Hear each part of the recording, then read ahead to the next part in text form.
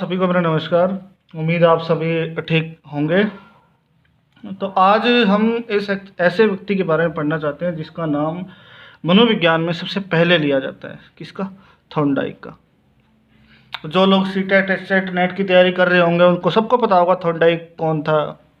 पूरी डिटेल नहीं पता होगी तो आज तो कुछ कोशिश करेंगे हम 10-15 मिनट के अंदर अंदर आपको इसके सिद्धांतों के बारे में बता दिया। अमेरिकी वैज्ञानिक थे, एक पशु वैज्ञानिक थे, अमेरिका से थे। अगर क्वेश्चन आ जाए कि थॉर्नडाइक कहाँ के रहने वाले थे तो वो अमेरिका या फिर आपका यूएसए आए, तो आप दोनों ऑप्शन लगा सकते हो। अच्छा, इन्हें प्रथम शैक्षिक मनोवैज्ञानिक भी कहा जाता है। इसमें है ना, एक कई बार एक क्वेश्चन आता है कि एनिमल इंटेलिजेंस बुक किसके द्वारा लिखी गई थी, तो आप उसका आंसर थॉर्नडाइक करके आओगे। थॉर्नडाइक ने बुक लिखी थी एनिमल इंटेलिजेंस। और अधिगम के क्षेत्र में सबसे पहले जो नियम देने वाले वैज्ञानिक थे वो भी थॉर्नडाइक ही थे। तो 3-4 क्वेश्चन आपके हो गए। इन्होंने कुछ नियम भी दिए थे। नियम को 2 कैटेगरी में डिवाइड किया गया है, एक मुख्य नियम और एक गौण नियम। इनकी एक थ्योरी सबसे फेमस है, कौन सी? Stimulus response theory. सिद्धांत इन्होंने दिए थे, संबंधवाद का सिद्धांत दिया था, पर्यटन भूल का सिद्धांत दिया था, प्रयास और त्रुटि का सिद्धांत दिया था, उद्दीपक अनुक्रिया का सिद्धांत दिया था, संयोजनवाद का सिद्धांत दिया था। थॉर्नडाइक ने अपना प्रयोग एक बिल्ली के ऊपर किया था। सबसे पहले तो थॉर्नडाइक ने बिल्ली को काफ़ी दिन तक भूखा रखा था ताकि वो एकदम खाना देखे तो उसकी तरफ एकदम दौड़ पड़े। उसने क्या किया, पहले बिल्ली को भूखा रखा कई दिन तक, फिर उसको एक पिंजरे में बंद करके उसके सामने एक मछली को डाल दिया। अब मछली को डालते ही बिल्ली दौड़ने लगी, लेकिन पिंजरा बंद था तो कैसे जाती, छटपटा रही थी इधर उधर। और उसके पिंजरे के कॉर्नर में एक ट्रिगर था, अगर उस पर उसको दबा दिया जाए तो वो पिंजरा खुल जाता था और बिल्ली बाहर आ सकती थी। तो बिल्ली कोशिश करती रही। बाई चांस उसका पंजा, उसका पैर, उसका हाथ जो भी है उस ट्रिगर पर लग गया और ट्रिगर दब गया और वो खुल गया और वो मछली के लिए दौड़ पड़ी। ऐसा उसने एक बार किया। फिर थॉर्नडाइक ने क्या किया, उसको फिर भूखा रखा, फिर पिंजरे में डाला। ऐसे कई बार उसने किया। तो धीरे धीरे बिल्ली को समझ में आने लग गया। बिल्ली को क्या समझ में आने लग गया कि बिल्ली को समझ में आया कि पिंजरे के, मान लो पिंजरे का ट्रिगर यहाँ है, बिल्ली यहाँ है और मछली यहाँ है। पहले तो छटपटा रहे, कभी यहाँ हाथ लगा रही थी, कभी यहाँ, कभी यहाँ, कभी यहाँ, कभी यहाँ। लेकिन 6-7 बार, 8-9 बार, कई बार ट्राई करने के बाद बिल्ली को भी पता लगा कि अगर यहाँ हाथ लगता है तो ट्रिगर खुलता है और दरवाज़ा खुल जाता है, ट्रिगर दबता है और दरवाज़ा खुल जाता है और वो मछली खा लेती है। ये तो था उसका स्टार्टिंग एक्सपेरिमेंट है। उसने फिर जैसे जैसे पिंजरा, उसको पता लग गया कि हाँ यहाँ दबाने से, फिर क्या हुआ, मछली रख दी, बिल्ली ने कुछ कहीं भी नहीं टच किया, सिर्फ यहाँ टच किया और पिंजरा खुल गया। प्रयोग किस पे किया था? बिल्ली पे किया था। ठीक है, बिल्ली पे किया था। मैं इसमें 2 चीज़ें हैं, एक तो भूखी बिल्ली थी और एक मरी हुई मछली थी। अनुक्रियाकर्ता कौन था? बिल्ली थी, जो सारी चीज़ प्रतिक्रिया वगैरह कर रही थी। और उद्दीपक कौन था? मृत मछली थी। अब आप ये कई बार है ना, बच्चे कन्फ्यूज हो जाते हैं कि आर और एस का मतलब क्या होता है।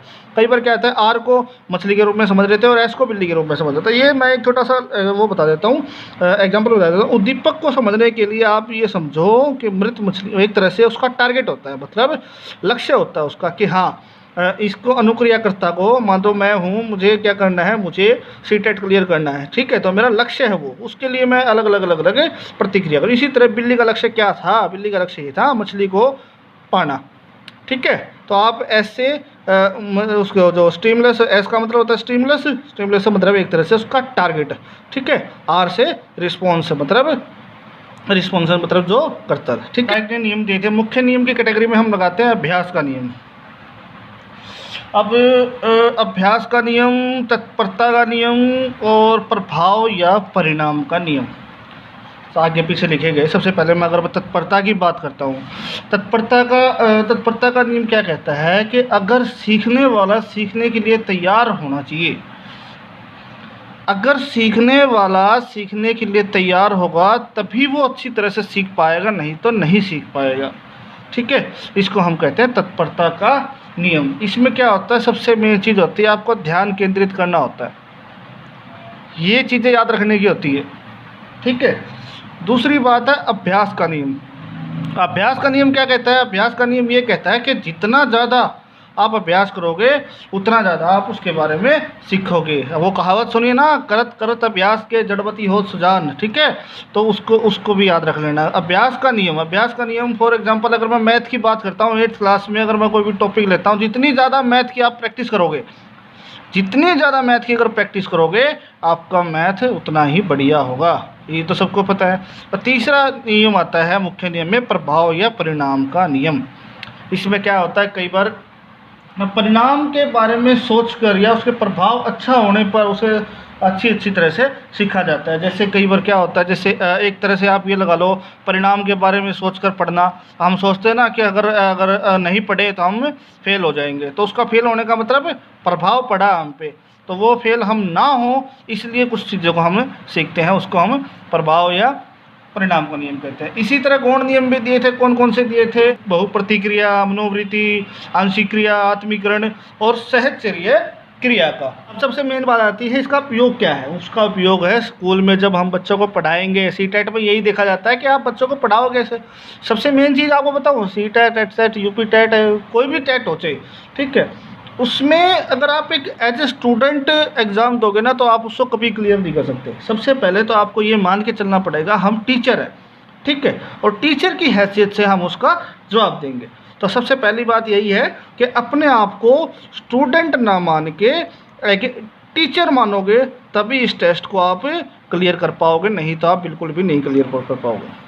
तो जैसे क्वेश्चन आ जाता है कि कक्षा में बच्चों से बार बार प्रयास करवाए जाते हैं। मतलब मान लो अगर मैं बात करूं, टेबल्स की बात करूं या फिर किस मुहावरों की बात करूं, तो बच्चों को अगर बात याद नहीं होते, उनको तो बार बार प्रयास करवाया जाता है, बार बार बुलवाया जाता है उनसे, ठीक है। तो मतलब एक तरह से प्रयास किया जाता है। तो क्वेश्चन ये आ जाता है कि बार बार टेबल याद करवाने के लिए उनको बार बार प्रयास करवाया जाता है। ये किसके नियम के ऊपर आधारित है? तो आप सीधा बोल सकते हो, उसने थॉर्नडाइक के नियम दिया था, कौन सा? प्रयास वाला, ठीक है, अभ्यास वाला। तो उस पर आप सीधा कर सकते हो और आंसर टिक कर सकते हो। बच्चों में त्रुटि संभव हो जाती है। शुद्ध उच्चारण बच्चे इसी सिद्धांत से ही सीखते हैं।